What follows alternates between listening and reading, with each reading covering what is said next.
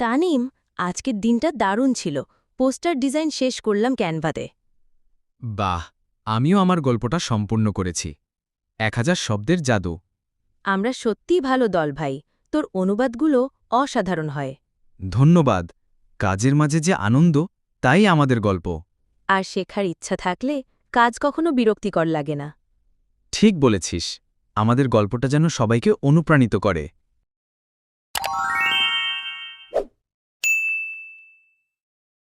একদিন সুনামগঞ্জ বিজ্ঞান ও প্রযুক্তি বিশ্ববিদ্যালয় রসায়ন বিভাগের ছাত্রী পূজা হেঁটে হেঁটে ওর বয়ফ্রেন্ডের কাছে যাচ্ছিল, কিন্তু হঠাৎ একটি ভূত পূজার সামনে চলে আসে এবং পূজা ভয় পেয়ে যায়।